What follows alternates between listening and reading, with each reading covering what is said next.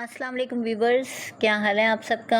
आज की जो वीडियो है वो भी एक डिज़ीज़ के हवाले से है और ऑलमोस्ट वीडियो ऑन रिक्वेस्ट ही समझी, क्योंकि इसके हवाले से क्वेश्चनिंग हमसे की गई और पूछा गया कि ये क्या प्रॉब्लम है।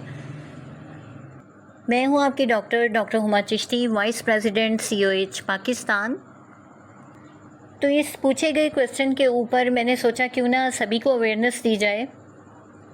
लेकिन सबसे पहले नए आने वाले व्यूवर्स से रिक्वेस्ट है कि अभी तक अगर आपने चैनल को सब्सक्राइब नहीं किया तो काइंडली इसको सब्सक्राइब कर दीजिए और बेल आइकन को प्रेस कर दीजिए। टॉपिक जो हमारा है वो है क्रॉनिक ऑब्स्ट्रक्टिव पल्मोनरी डिजीज़, जिसे COPD कहा जाता है। जी हाँ, आज हम बात करेंगे COPD के हवाले से। COPD जो है is a group of progressive lung disease. Actually ये हमारे लंग की डिज़ीज़ है, यानी कि ये फेफड़े की बीमारी है। और इसमें क्या होता है कि लंग डैमेज हो जाता है। इसमें जो सिम्टम्स होते हैं वो माइल्ड से स्टार्ट होते हैं, यानी हल्के हल्के सिम्टम्स आने शुरू होते हैं और होते होते वर्स हो जाते हैं। COPD के हवाले से आपको इतनी बात बताती चलूँ कि इसमें जो सबसे ज़्यादा मेजर सिम्टम्स सामने आती है और जो चीज़ बहुत ज़्यादा हम ऑब्ज़र्व करते हैं वो है सांस लेने में दुश्वारी। आपको देखने से पता चलता है कि पेशेंट दमे का मरीज़ है, लेकिन होता क्या है कि समटाइम ये दमा नहीं होता बल्कि COPD होता है। तो एक अच्छा डॉक्टर ही डायग्नोस कर सकता है कि ये एज़मा है, COPD है या एम्फाइसीमा है या ब्रोंकाइटिस है। तो इसी हवाले से आज की वीडियो है। COPD की 2 मेन फॉर्म्स होती हैं। एक तो क्रॉनिक ब्रोंकाइटिस है। इसमें क्या होता है कि लॉन्ग टर्म अगर काफ़ी अरसे से किसी पेशेंट को कफ है, यानी कि खांसी है और उसमें म्यूकस आ रही है, यानी कह लीजिए कि बलगम है, तो ये ब्रोंकाइटिस है। ठीक है। सेकेंडली एम्फाइसीमा है। इसमें क्या होता है कि लंग्स डैमेज होने शुरू हो जाते हैं, इस तरह का प्रॉब्लम होता है, यानी क्रॉनिसिटी हो जाती है, प्रॉब्लम ज़्यादा पेचीदा हो जाती है। बात करते हैं इसकी कॉजेज़ के हवाले से कि किस वजह से COPD होता है। तो COPD के हवाले से आपको एक बात बताती चलूँ कि ये मेजरली जो कॉज होती है इसकी स्मोकिंग है। सिगरेट नोशी करने वाले, स्मोकिंग करने वाले जितने भी लोग हैं ना, उनको COPD लाजमी होता है। लेकिन ये ज़रूरी भी नहीं कि ऐसा हो, क्योंकि बहुत से लोग ऐसे हैं जो स्मोकिंग के बावजूद कभी COPD का शिकार नहीं होते। लेकिन ये जो ज़्यादा नज़र आने वाली कॉज है वो यही है, स्मोकिंग। 40s की जो एज है इससे शुरू होता है ये प्रॉब्लम। अमूमन देखने में आता है कि COPD हो रहा है।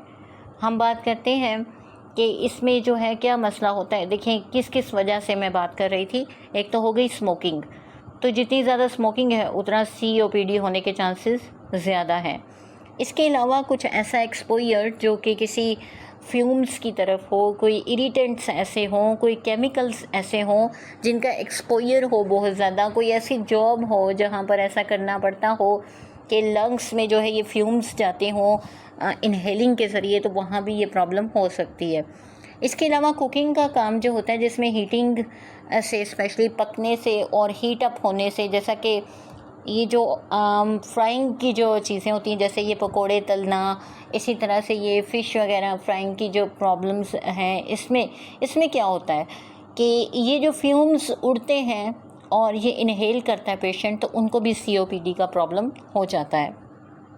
एक रिसर्च के मुताबिक जो है वो कहा जाता है कि जो पेशेंट होते हैं कि जिनमें एक प्रोटीन होती है एंटीट्रिप्सिन, जिसे कहा जाता है अल्फ़ा एंटीट्रिप्सिन, अगर जिनमें ये मौजूद होती हैं उन्हें COPD होने के चांसेस ज़्यादा होते हैं। इसके रिस्क फैक्टर के हवाले से हम बात करते हैं कि जैसा कि मैंने आपको बताया, कोई ऐसी गैसेस, कोई ऐसे फ्यूम्स जो कि आपके काम करने की जगह पे मौजूद हैं या एक्सपोजर उनके साथ होता है, वो आप इनहेल कर लेते हैं, या हैवी अमाउंट में कोई जो है हैवी अमाउंट में कोई पोल्यूशन होती है, या स्मोक बहुत ज़्यादा चला गया अंदर, उसकी वजह से भी ऐसा हो जाता है। इसके अलावा फ्रीक्वेंट जो यूज़ होता है ना कुकिंग का फायर के ऊपर, और विदाउट प्रॉपर वेंटिलेशन, जहाँ वेंटिलेशन नहीं है और ऐसा होता है, वहाँ COPD के चांसेस बहुत ज़्यादा होते हैं।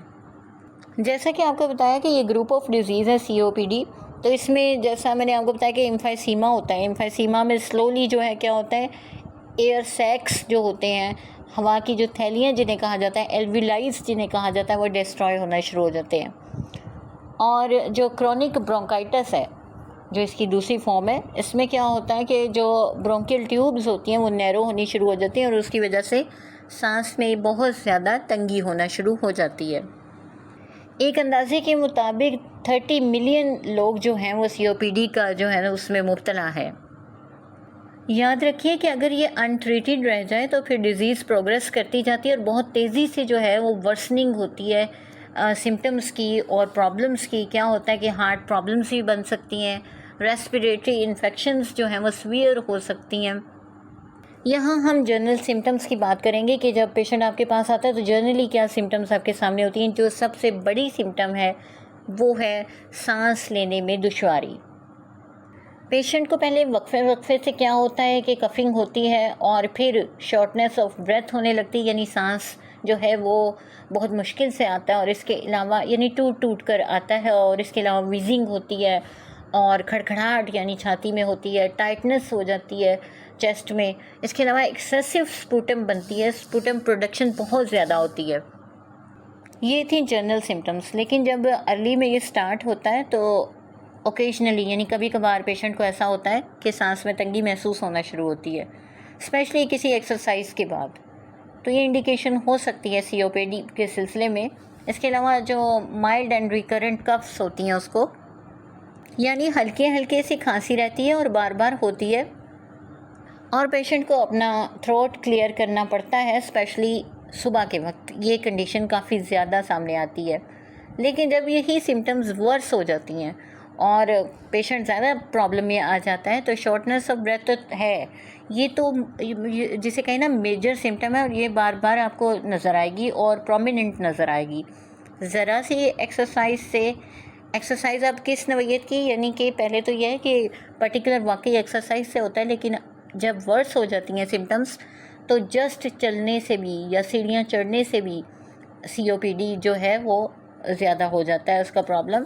वीजिंग होती है पेशेंट को और उसमें इतना लाउड नॉइज़ आता है, इतनी ज़्यादा ब्रीदिंग हो जाती है उसकी, बहुत ज़्यादा फास्ट ब्रीदिंग होती है और हर रोज़ उसको म्यूकस जो है वो थ्रोट से क्लियर करनी पड़ती है, अपने लंग्स को क्लियर करना पड़ता है। चेस्ट जो है उसमें टाइटनिंग होती है, क्रॉनिक कफ हो जाती है उसकी, वो विद हो या विदाउट म्यूकस हो, यानी समटाइम उसमें म्यूकस होती है, समटाइम वो ड्राई होती है। इसके अलावा फ्रीक्वेंट कफ्स होती हैं, उससे कोल्ड्स होते हैं, यानी कि नज़ला ज़ुकाम की अक्सर जो है वो शिकायत रहती है, या फिर दूसरे रेस्पिरेटरी ट्रैक इन्फेक्शन हो सकते हैं, यानी निज़ाम तनफ़ुस के दूसरे प्रॉब्लम हो सकते हैं। और फिर आखिर में ये है कि इंसान की ताकत जो है वो काफ़ी कम पड़ जाती है, लैक ऑफ एनर्जी हो जाती है। डेफ़िनेटली जब ताकत की कमी होगी तो पेशेंट फटीग का शिकार रहेगा, यानी थकावट हर वक्त रहेगी उसको। और जब बहुत ज़्यादा सीवियर कंडीशंस हो जाती हैं तो होता क्या है कि उसकी पाँव, उसके टखने, उसकी टांगें, इनमें स्वेलिंग आ जाती है और वेट लॉस भी हो जाता है। ये चीज़ भी होती है। डायग्नोसिस आपको बताती चलूँ कि डायग्नोसिस जब करेंगे तो कैसे करेंगे, आपको कैसे पता चलेगा। नंबर 1 जो पॉइंट टू पॉन्डर है, आपने नोट करना है कि कहीं पेशेंट स्मोकर तो नहीं, यानी कि उसको सिगरेट पीने का आदी तो नहीं, या पास्ट में कहीं ऐसा तो नहीं रहा, या फिर इरिटेंट्स इस किस्म के जो उसके लंग को प्रॉब्लम करें, ऐसे केमिकल का एक्सपोजर तो नहीं रहा, या कोई ऐसी जॉब तो नहीं उसकी।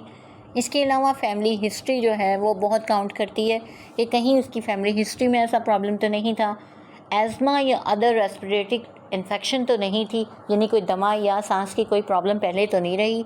ये बातें बहुत इंपॉर्टेंट हैं जो पूछनी होती हैं। वीडियो स्लाइड सी जो है वो बढ़ रही है, यानी डिटेल में हो जाएगी, लेकिन ये कि आपको बताना भी ज़रूरी है कि टेस्ट कौन से होने चाहिए, इसका ट्रीटमेंट क्या होगा। तो टेस्ट में याद रखिए कि फ़िज़िकल एग्ज़ाम तो करेंगे, बाय स्टेथोस्कोप जब यूज़ करेंगे, स्टेथ जब यूज़ करेंगे हम, तो हमने लंग्स की जो साउंड्स हैं उन्हें सुनना है। कि डेफ़िनेटली आपको अगर सुनने का जो है वो प्रैक्टिस होगी तो आप सुन पाएंगे कि कहाँ ऑब्स्ट्रक्टिवनेस है वो आपको शो होगी। इसके अलावा क्या होता है कि स्पायरोमेट्री टेस्ट होता है। स्पायरोमेट्री टेस्ट जो होता है उसमें क्या होता है कि डीप ब्रेथ लेता है पेशेंट और फिर एक ट्यूब में वो उसको अपना जो ब्रीद है वो ब्लो करना होता है, या और इससे क्या होता है कि एक स्पीरोमीटर के साथ कनेक्ट होती है ये ट्यूब, और यूँ इसका जो है एग्जामिनेशन होता है। इमेजिंग टेस्ट जो होते हैं उसमें चेस्ट एक्सरे होता है, सीटी है, इनसे पता चल जाता है कि हार्ट का कोई प्रॉब्लम है या ब्लड वेसल्स में है या लंग का डिटेल एनालिसिस हो जाता है। इसके अलावा आर्टीरियल ब्लड गैस टेस्ट होता है, इसमें ऑक्सीजन और कार्बन डाइऑक्साइड का लेवल चेक कर लिया जाता है कि कहीं वो बहुत ज़्यादा लो तो नहीं है या कोई अनबैलेंस तो नहीं है, उसमें ये चीज़ चेक की जाती है। ट्रीटमेंट के हवाले से अगर बात की जाए तो एलोपैथिक वे ऑफ ट्रीटमेंट में जो है ऑक्सीजन थेरेपी दी जाती है, अगर ऑक्सीजन की कमी है तो उसे पूरा किया जाता है, सर्जरी की जा सकती है, और लंग ट्रांसप्लांटेशन होती है, इसमें जो है वो लंग को ट्रांसप्लांट कर दिया जाता है अगर वो बिल्कुल डैमेज हो गया हो।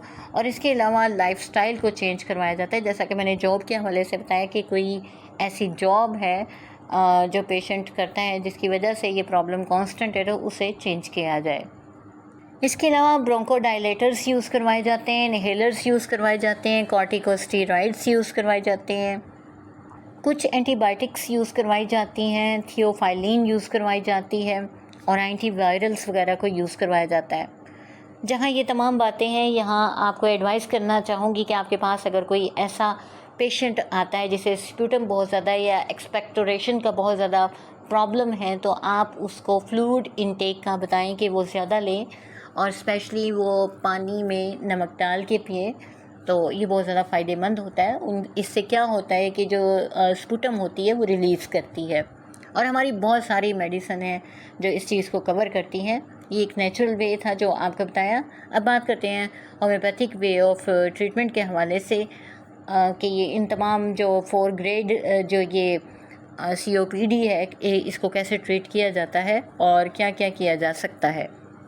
क्योंकि अगर कॉम्प्लिकेशंस आ जाएं तो ये हार्ट प्रॉब्लम्स भी बन जाती हैं, निमोनिया भी हो सकता है, कॉमन कोल्ड्स एंड फ्लू रह सकते हैं मुस्तकिल। इसी तरह ये हाई ब्लड प्रेशर का प्रॉब्लम हो सकता है, स्पेशली पल्मोनरी हाइपरटेंशन हो सकती है, लंग कैंसर बन सकता है, और डिप्रेशन और एंग्जाइटी मुस्तकिल हो सकती है।